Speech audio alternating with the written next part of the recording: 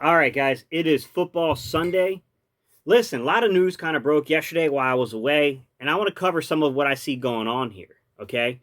Listen, Travis Fulgham, he's coming up, active roster. Adrian Killins, active roster. Luke Jurga, active roster, right? Graylin Arlen coming up from the practice squad. A lot of moving, a lot of shifting. I want to talk about what I see going on at the receivers, what I think is an Achilles heel of the Eagles right now, and let's talk about Carson Wentz's struggles and how this kind of plays into it, guys. All right, y'all. Let's get it.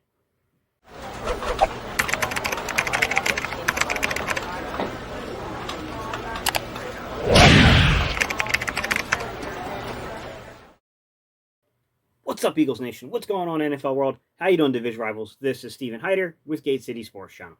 The sports channel where the cerebral NFL fan comes for about 10 minutes of daily content. Good morning, good afternoon, or good evening, whenever it is you get around to watching this, guys. Once again, my name is Stephen Hightower, and this is Gate City Sports Channel. All right, y'all, today's topic. Guys, I think there's an Achilles heel to this offense right now.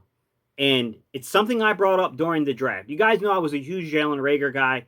I believe in this kid's talent. I believe he has the ability to play boundary side on occasion. But that's not his ideal alignment, guys. He doesn't have the physical makeup and build to be a boundary side receiver. He's a slot and a flanker with the ability on occasions to get you in as a boundary. But that's not where he needs to be taking every snap at. Here's my thought process behind boundary side receivers, guys. A boundary side receiver should at least be, at minimum, about 72, 73 inches in height, okay? 6 foot, 6'1". To be honest with you, my personal preference for boundary side receivers are to be about 6'2" or larger, or taller, okay? Because when you're playing the boundary side, guys, what has to be remembered about playing the boundary side compared to the field side is the windows are more contested, okay? The longer your arm length is, the greater your wingspan is, okay? The larger your hand size is, the more apt you will be at being able to make contested catches, to make catches in a much tighter window, okay? I think the Eagles have a big problem here. I think we have a very large problem here because we have tried to address it, and it just has not worked out. And we got a lot of guys right now playing a lot of pivotal, reps that just, they're not boundary sides. They're just not. I think John Hightower can be a boundary side, but even John Hightower is he's a little undersized for like what makes you essentially a boundary side, right? Because he does measure in at 6'2", right? He's got the ideal height. But the thing about Hightower that sticks out, in addition to his weight, Hightower's a little light. He needs to be about 200, 210 to play that boundary, in my opinion. Which, if you make him 200 to 210 pounds, you're probably going to take a fifth of a second is probably going to come off that 40 time, right? So he's going to go from running about a 4.42 to probably running about a 4.46, 4.47. If you do that, I mean, that's just the way things work. But other than that, I think there's some other limitations. I think Hightower actually has a large hands for his overall measurements. Hightower is not like this huge wingspan guy. He's only got a 75-inch wingspan, okay? That's not that big, guys. But he has 9 3/4-inch hands. So he's got big hands, but a limited wingspan. And the reason that wingspan is limited because his arm length is not as long as you would think for a 6'2" person. He only has a 31.5-inch arm length, guys, for a guy who stands 6'2" and has 9 3/4-inch hands. It's a little odd with him. I think he's better suited too as a flanker, to be honest. But I do think that he does show an ability on occasion to be a boundary side. I feel much more secure with Hightower as your boundary than Reagor.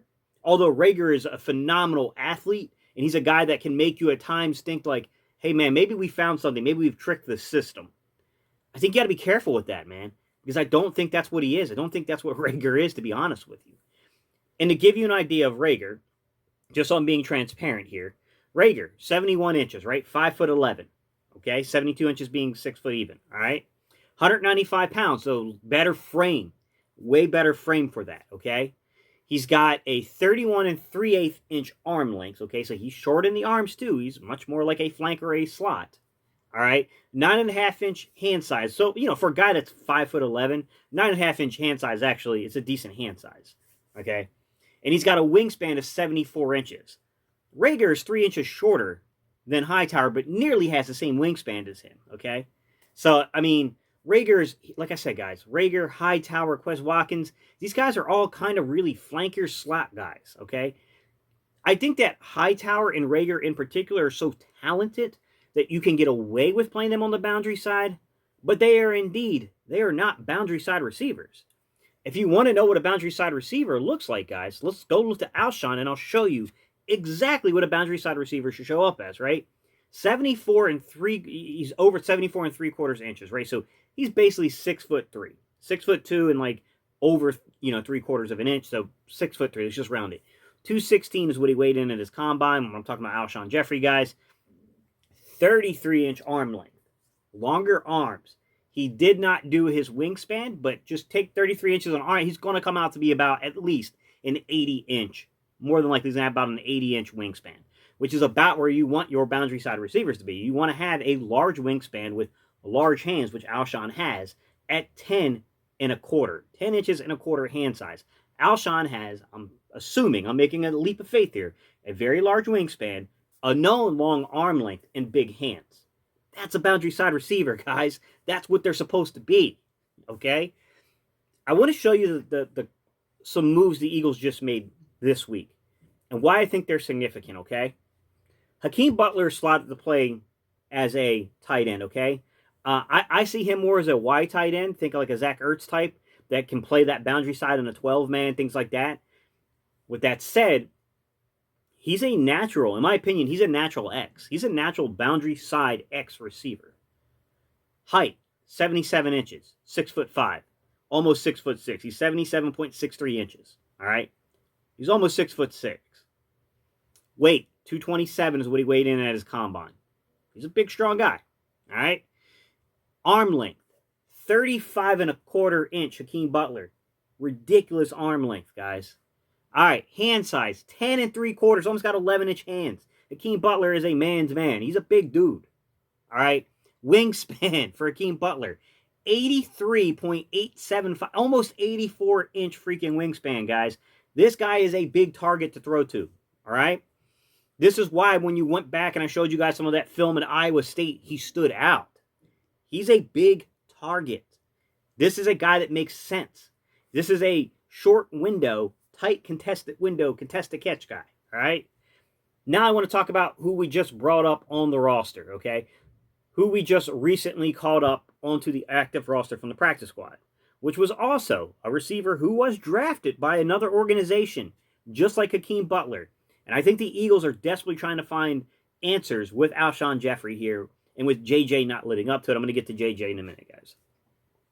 Travis Fulgham, former wide receiver, Old Dominion. I can't remember what round he was drafted in, guys, but he was drafted.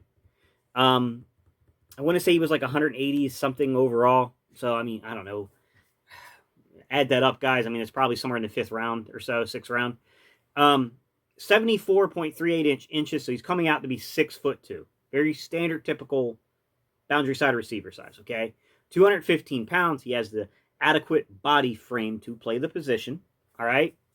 33 3/4 inch hands. He's almost got 34-inch length arms, guys. That's long. He's adding up to everything you would think would matter for a boundary side receiver, guys.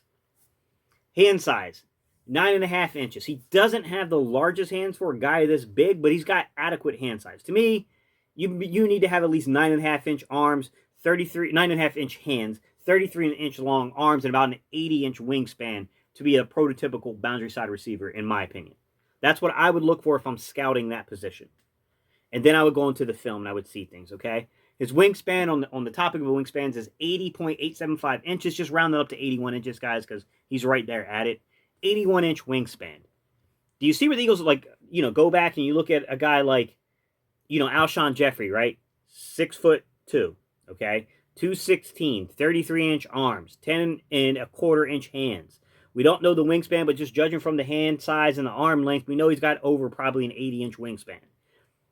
This is what we're looking for, guys. This is what we have failed to address, okay? This is why we're bringing up some of these guys from the roster. I'm telling you guys, this is why this is happening. It's because J.J. Arcega-Whiteside has yet to prove, and I'm not saying this kid can't prove it. I'm saying right now, He has been a major letdown because anyone else on this roster that has it is JJ. 74 inches, 6'2". Okay?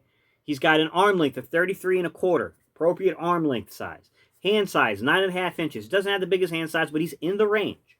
He's on the small end of that range, but he's in the range of a 9.5 inch hand size with 33 and a quarter inch arms, right? And he's got a wingspan of 79.875 inches. Round that up to 80 inches, guys. Let's give him that. There's a lot to pick on JJ. We ain't got to start there. This is the problem, guys. JJ hasn't lived up to it. Alshon's been down, okay? And you got two guys who are not. They're just not boundary side receivers. I think they're both phenomenal talents, and I think they can play the boundary for you on occasion. But these are not down in, down out boundary side receivers, and Hightower and Rager playing it. That's a problem, guys. That's why you see the Eagles going after guys like Travis Fulgham and bringing them up. That's why you see them signing guys like Hakeem Butler. That's why this is happening. We need guys who have the appropriate size, that profile, to play that. And I'm going to give you an example of a play to where this is Wentz reading it wrong. Okay? Wentz is reading it wrong, but this is an indicator of having a lack of this guy out there, this typical 6'2", 33-inch long, wingspan here, right? You got to have that 9.5-inch hand size, the appropriate size and the weight, all that stuff, the wingspan, having that 80-inch or more wingspan, right? This is Hightower, who's a phenomenal route runner, just has one momentary lapse in his route running. Wentz makes a good read and a bad read all in the same freaking play. It's just amazing to see this one play out on film, guys, okay? I'm going to take it to the film. Wentz comes out. This is clearly cover 3. You guys can see the 3 deep defenders. You see the 4 underneath defenders for Washington, okay? I'm going to tell you at the hike what Wentz is reading. Watch the safety. I will say Wentz made one big mistake.